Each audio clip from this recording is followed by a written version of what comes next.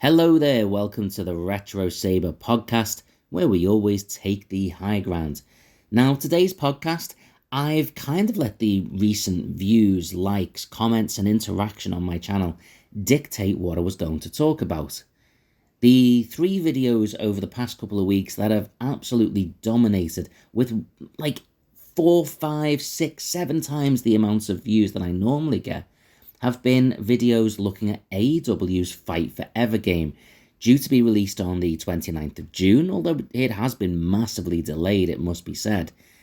This is the first time that the WWE series of games, specifically the WWE 2K series, has had a clear and genuine rival in the wrestling video game industry.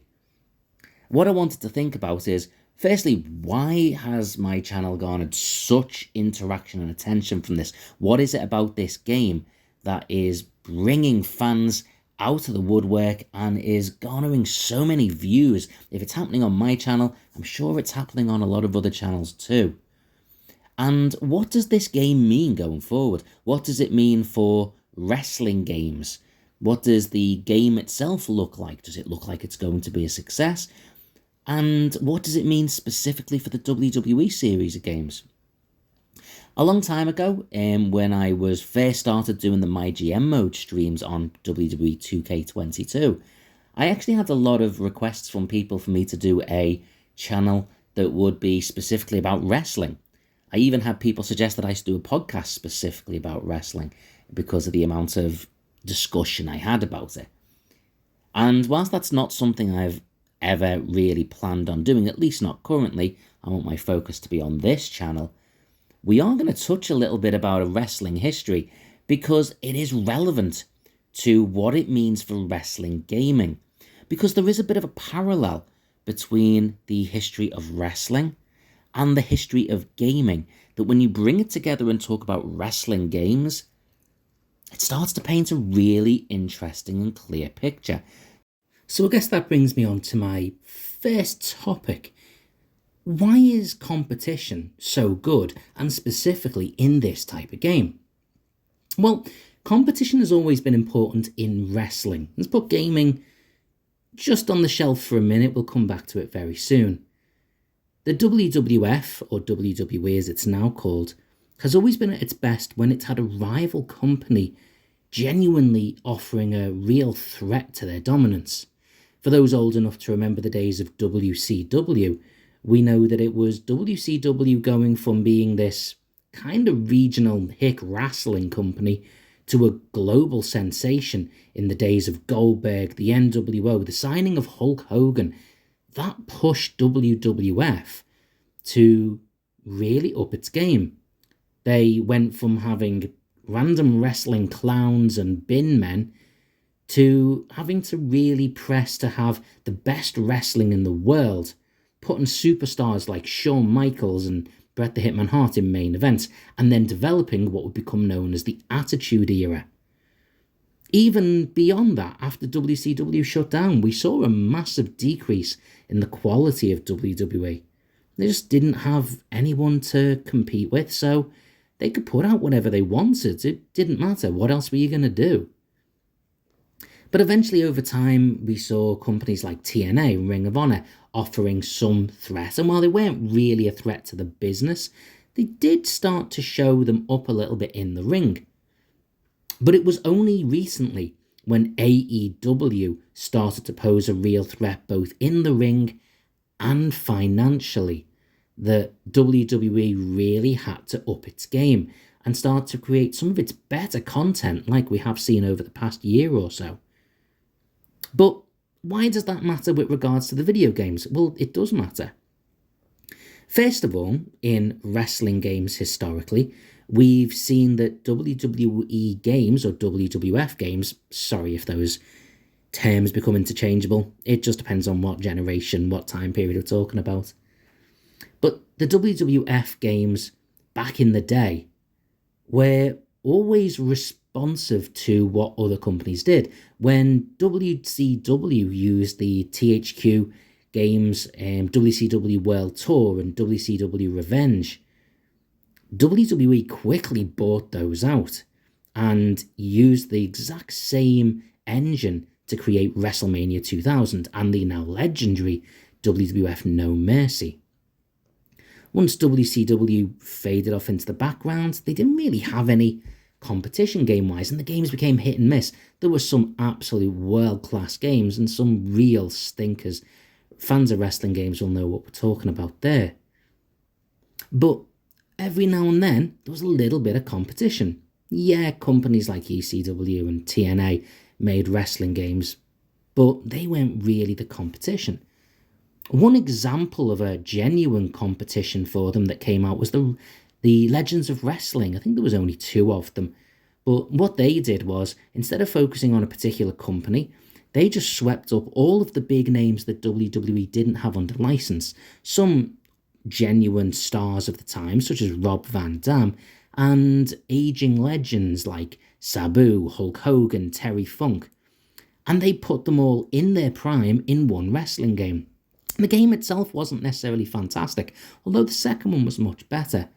But it did show that WWE was responsive to this, because as soon as they saw just how much wrestling fans wanted this type of game, they created, I think it was called Legends of WrestleMania, which was basically when they signed all those wrestlers back and put them in this Legends type game. And once they saw that how much people wanted that, they just started putting those legends in as DLC or unlockable characters in their annual games. So it just does go to show that wrestling games do benefit from having another game to bounce off, something that tries something new, so it forces WWE to do something better, to do something that matches that. And we've seen it in other sports games too.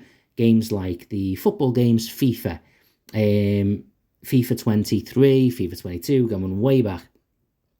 They actually did a lot better when they had a rival game, Pro Evolution Soccer or PES, that gave them a competition. Now, there's always going to be people that are loyal to one type of game, loyal to WWE, loyal to FIFA. Guess what? They don't care about you, because your loyalty means you'll buy whatever they sell you. That's how they see it. I'm sorry, that sounds really harsh, but it is the reality of it. And then there's people that won't buy either way. They also don't care about you because they're not going to get your money no matter what they do. Who they care about are the people in between.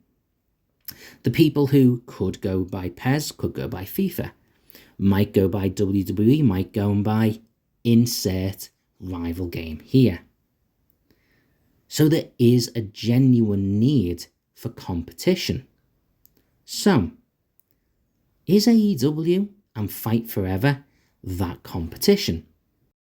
Well, by definition, I mean, yeah, it'll be a competition because it's basically competing for the same fan base, roughly. As we said before, there will be ardent WWE fans and there'll be ardent AEW fans. But this WWE series of game, the 2K run of games, has been going on so long. Surely it has a clear dominance. Well, maybe, but maybe not. Which brings me on to my next thought in trying to analyse this whole situation, which is, what's wrong with the WWE 2K games anyway? Well, don't get me wrong, I am a big fan of these games, so I'm not sitting here deliberately bad-mouthing them for no reason. But if you love something, you have to be able to stand out and point out what's wrong with it too. And the WWE 2K series definitely comes with some flaws. So please don't take this as a bashing. For those of you who watch my retro reviews, you'll be able to go and have a look at my thoughts on 2K22, 2K16, and just go and look at my MyGM modes. I play the wrestling games 2K23 damn near every couple of days, so you know I like them.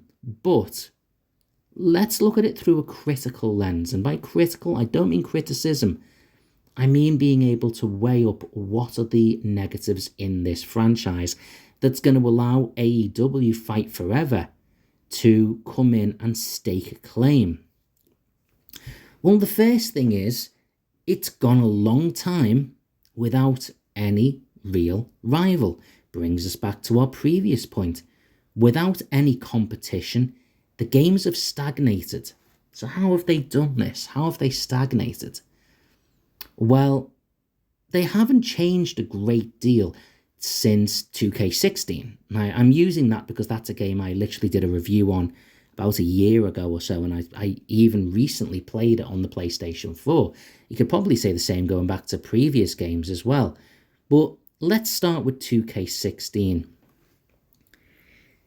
There's been no real change in the gameplay. We've added game modes, but we've taken some away as well. So it's not like it's just the improvements of adding new game modes, adding new matches. The MyGM mode is fantastic, but that was there ages ago. They took that away and then gave it back to us. That's not an improvement. Yes, they've made improvements to that game mode, but one could argue the improvements they made were addressing some of the flaws in it rather than adding things that make it special.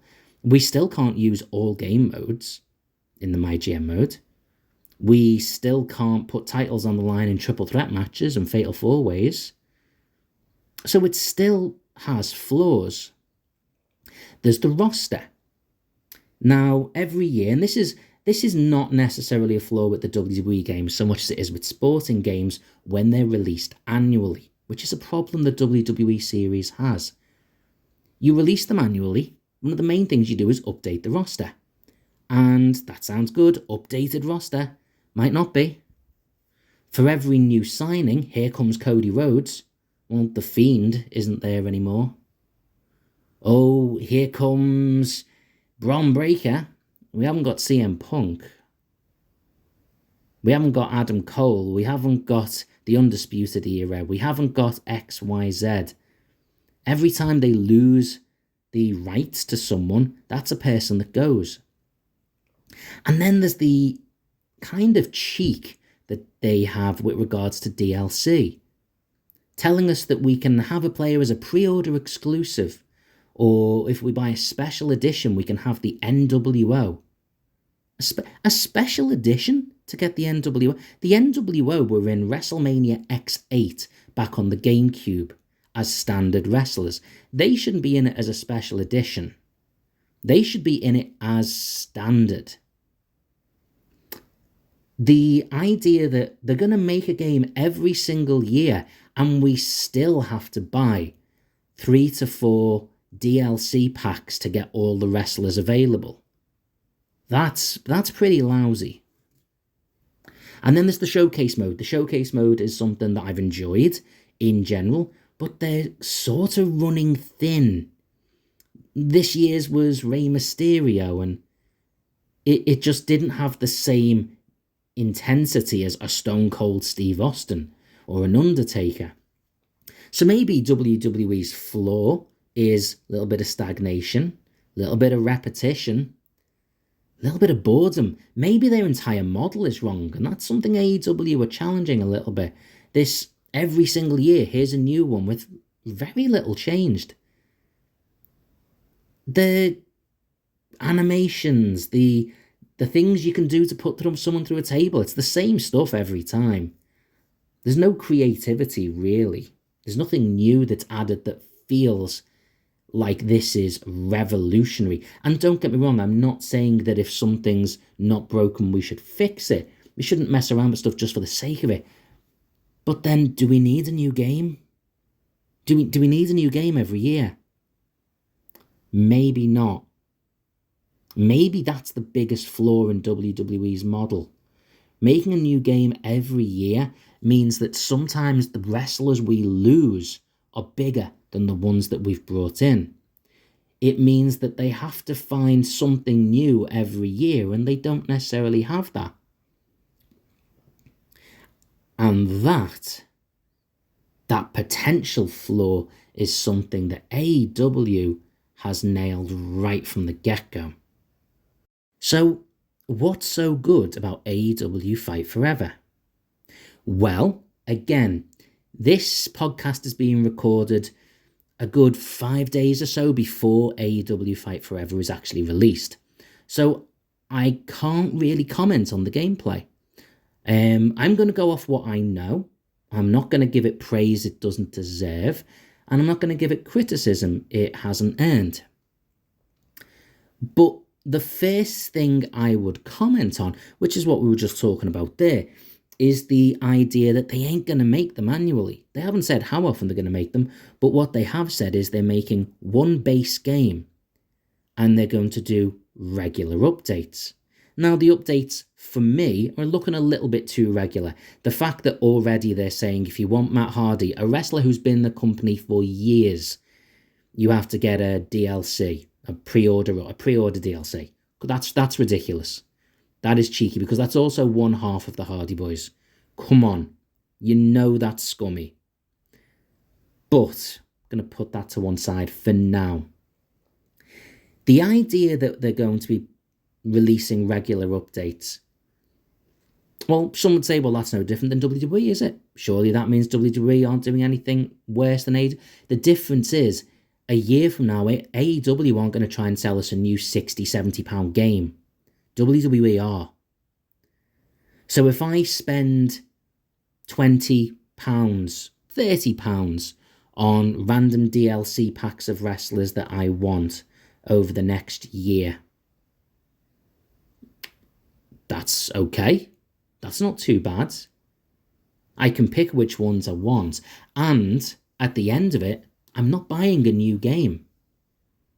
Now, we've only seen a few of these packs so far, but they don't only include wrestlers. They also include game modes and additional weapons and moves, so there's a little bit more bang for your buck, potentially. A Young Bucks pun there. But what else is good about this? What else is good about this model? Well, it means that by the time AEW if they do decide to make a new game, and I say that with a bit of trepidation because very few wrestling companies have ever gotten round to releasing a second game. TNA didn't, not properly, neither did ECW really, at least not on one console. I think it was WCW was probably the last one to really do it. You could say maybe the Backyard Wrestling, but you want to call that a company, I'm not too sure. But by the time they maybe get round to that, there'll be a lot more to improve, a lot more to change. They'll have their own additions to make. They've got plenty of time to think about what to add. Do we need a new game every year? Probably not. I mean, I was still playing No Mercy on the Nintendo 64 4 or 5 years after the game was released. Me and my friend we never played as any of the wrestlers because we'd made an entire roster of creator wrestlers of the updated stars. So maybe we don't need a new one every year. And that's something to touch on. No Mercy. WWF No Mercy on the Nintendo 64 is, at least by many, considered to be the greatest wrestling game ever made. Why is that relevant? Well, it's funny, isn't it? It's a WWF game. And WWE, the same company, have never once really tried to capitalise on that. Now, granted, it depends on who makes it. It was THQ and Jakks Pacific, was it? No, Jakks Pacific was the figures. I'm not sure who else was involved. Bear with me. Anyway, they've never really tried to capitalise on that. I believe the WrestleMania series of games and things like Day of Reckoning and stuff on the GameCube, they tried to suggest that they were based on the No Mercy games, but they weren't. That was just an excuse for the graphics to look a little bit less real and look a bit more, slightly more cartoony. But the Young Bucks, Kenny Omega, within AEW are huge fans of WWF No Mercy. They've spoken about it excessively. And they've talked about how much they want this game to mirror that. And from what we've seen already, it does. There's a lot of the menu screens, the way the single-player modes play out are very much like that game. It's difficult to say whether the gameplay works the same way. Certainly the graphics are a lot less perfectly rendered than the WWF games, WWE games. Sorry, I do that a lot. They're more cartoonish, maybe more anime or caricatures. But I think that's because they're going for a more arcadey feel. If it plays out like No Mercy on the Nintendo 64, you'll have a lot more freedom in how you use things. You know, you won't get locked into the same animation every time you want to put someone through a table. You'll put them on the table and do whatever the hell you want to do to them to make them go through it. That would be incredible. But there are some flaws. I mean, I've seen some of the models, the rendered models and stuff for the characters. Some of them look really good, others look horrific. Eddie Kingston looks terrible. CM Punk looks slightly constipated. But many of the others look fantastic. So it's a mixed bag. We also have to remember that it's very rare that a first wrestling game sticks the landing. WWE games have been going, granted they've had numerous different makers of games and stuff, but they've been going for years, absolutely years and years, going way back to the 90s. But even this 2K run of games has been going for long enough that they've nailed things down. There's a reason they don't have to change much, and that's because most of it works perfectly. The WCW games at the start did not work perfectly. Certainly some of the ones on the PlayStation were difficult to play.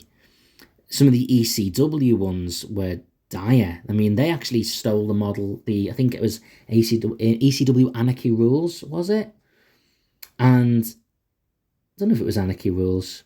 Either way, anyway, the ECW game I played on the Nintendo 64, and it used the exact same engine that they used to do the WWF Warzone games. And even though it used a pre-existing model, it was terrible. The TNA Impact game, though it looked quite nice, just didn't play well. It's not an easy sport to operate in a game. So how do we know it's actually going to work well? We don't. That's the thing. There's been mixed reviews from people that have played it. Most people have spoken quite positively about the gameplay. But there has been some criticism of the way things looked it's in certain points, but not a great deal.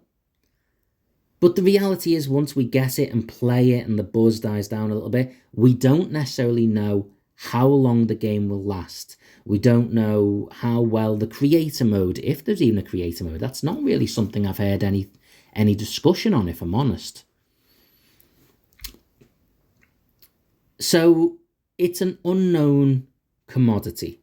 I've got tons and tons of, by my standards, I'll quickly caveat that, of views on my reposts of the trailers, on my video discussing my initial thoughts on the game. Way more views than I normally get, so the interest is out there. But interest is always out there for the new thing. The question will be, will the interest still be there? Well, it probably, I would say, will be.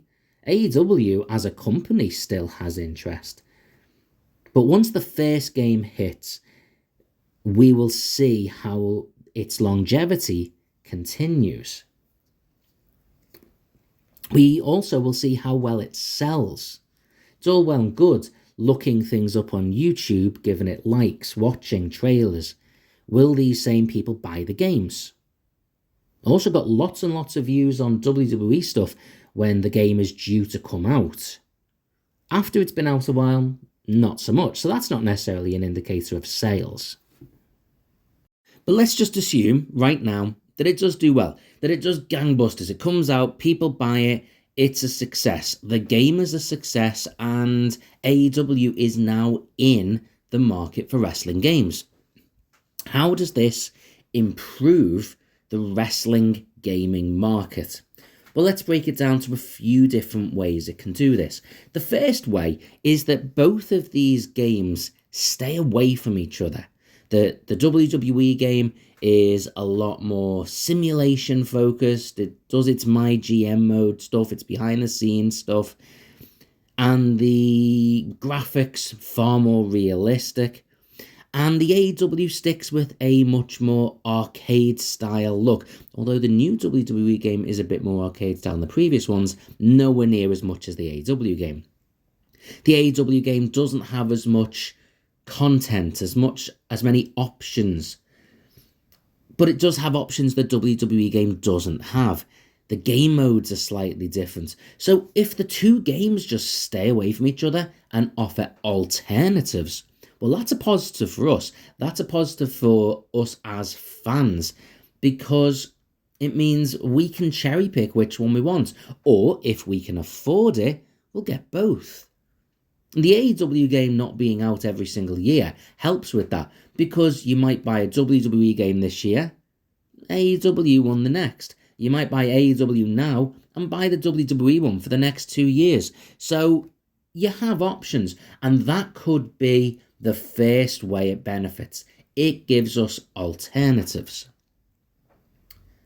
That might be not how it goes, though. The other way it goes is that WWE could look at everything the AEW games do well and decide, yeah, we need that. They've got the exploding barbed wire deathmatch thing. Well, WWE haven't really done stuff like that, but the game still isn't PG. So if they decide that they want to bring in an ECW game mode with barbed wire ropes, with explosions and stuff, they can do. I can't see them doing it, but they can. If they see that the game modes and the sort of story career mode that is visible in the AEW game, which does look really good, by the way, is what people are liking, well, WWE will just bring something in similar. They already have something kind of similar, but if they want to go that exact route, there's nothing stopping them. You can't trademark a style of gameplay. So that could be a bit of a bummer for AEW, because they lose their main selling point. But does that really matter to AEW? If they've already sold the game once, they're not trying to release it every 2 or 3 years. Oh, sorry, they are only releasing it every 2 or 3 years. They're not trying to release it annually. So they only need to appeal to us every 3 years or so, assuming that's what they do. WWE want to appeal to us every year, so WWE will have to improve on what's in the AEW game. They will have to now up their game, and this is the next way it helps us. It forces WWE to make a better game. It forces WWE to look and go, what is it people like about that we can bring into ours? Normally, in a normal setting, with games going head for head, it would spell doom for one or the other, and WWE is not going out of business. Neither are their games, okay? People buy their games almost automatically. So it would be AEW that would go out of business eventually, or, not do as well. And the benefit would be WWE will have had to up their game, but the moment AEW games disappear, they'll just go back to treading water again. But what AEW have seemingly done is quite clever. They've made one game, and they're not going to release them every year. So, WWE have to up their game now, but they can't just go, well, we'll see if we beat them next year. They have to wait 3 years or 4 years, whatever it is, until AEW decide to release a brand new game, because they can't compare on those updates with little game modes. But those updates will be enough to keep the AEW game fresh. It also means you don't have to buy the AEW game now. You might next year or the year after, and it's still a relevant game with a whole bunch of updates waiting for you to have. So WWE will constantly be having to compete. But they can't really run the game out of business, because they're not planning to make the game every year anyway. So in a sense, this is sort of feels like the best of both worlds. We're going to have an annual game made by WWE and an ongoing game with updates by AEW. And I do think eventually they will make a new game, as a lot of the other stuff becomes too outdated. But that could be, 4 or 5 years away.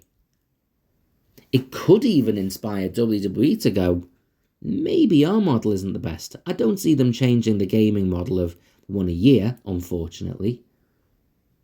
But they might have to rethink a little bit. Maybe their thing becomes, you don't need to buy any content. Everything's included in the game. Right away, that sets them apart from AEW. Well, would they lose out on that much money? Well, I don't know, would they? How much money do they make from DLC compared to what they will lose from people that instead are buying the DLC in the game for AEW? It's up for debate. We don't know yet. The one way or the other, AEW aren't going to lose money because this is a new revenue setup for them. WWE might lose some money. They can afford to lose money. The only people that really, really can't lose out in any way from this are the fans. Because worst comes to the worst, the AEW game, which from what I have seen so far, and bear in mind, as I've said, as I'm recording this, the game hadn't released yet, but it looks good. People have spoken positively of it. But let's assume it's long term, it doesn't last. Well, at least we've had another wrestling game. That's a positive. If it does last, great. If it makes WWE have to change things 1 year, 2 years, good. If it means they have to change things long term, even better. Competition is always good in gaming. Competition is always good in wrestling. And right now, for the first time in a long time, we may actually have that. And by God, if this continues, if AEW can keep making games, and they don't have to now build a game from the ground up, even when they make their next game, they will probably stick with this model and instead just be adding some content. Updating the models, maybe, updating the graphics, but the mechanics of it are still there. So we're on for a win. Now, by the time you're hearing this, and this is where it gets interesting, you'll already know what the game is like, the AEW game. Most of you who are playing the AEW game have probably played the WWE game too. So this is where I'm going to set a little bit of a challenge, a little bit of an objective for people. If you've played any of the last couple of WWE games and you've played the AEW games, I want you to tell me 2 or 3 things in the comment section, or you can comment on one of my other videos, you can speak to me in my live streams, but let me know 2 or 3 things in each game that is better than the other one. Not taking sides, not, oh, this one's better, that one's better. Tell me 2 things in the WWE game, the 2 things in the AEW game that are better than the other one. Let's look at these games constructively. Let's not get into, I'm on this side, I'm on that side. What do they each offer us as fans that the other one doesn't? And if you can, if you're brave enough to, maybe offer 1 criticism about each game. They're there. Even without playing it, I right now can say a criticism for the AEW game: some of the character models look awful. Some of them look really good. Some of them look terrible, like hilariously bad. As a positive, it's got a roster of characters that I can't wait to play. I don't know what the gameplay is going to be like. I don't know what the entrances are going to be like. I don't know what the sound's going to be like. But I want to play as Sting. I want to play as Darby Allin, as Chris Jericho. I want to play as Jeff Hardy. I want to play as Kenny Omega. The WWE games, well, a criticism, they're getting stale. They're the same. They haven't updated how you go through a table, how you do this, that, and the other. But, and positive, that familiarity means I can pick up and play those games comfortably as hell. And it's still got an incredible roster. There's pros and cons. Let's see if we can identify some of them. I am going to get the AEW game, but I'm probably not going to do what everyone else does, which is get it on the day of release and start playing it right away while it's popular, because it drives up likes and views and stuff on streams. I'm going to wait a little while. I'll probably pick it up later in the month, and I will play it. I will do some streams, but I'm not going to stop my WWE streams either. I'm not picking a side and going one for one or the other. I'll do a little bit of both. So let's see what it does. And I might do a follow-up podcast to this, or a follow-up video to this, 6 months, a year down the line, and reflect on where this has taken us. It's a lot to think about. So listen, thank you very much to everyone for having a listen to this. I've rambled on a lot in this one. I don't know whether this was any use, or whether I've just been blurting out the same thoughts over and over.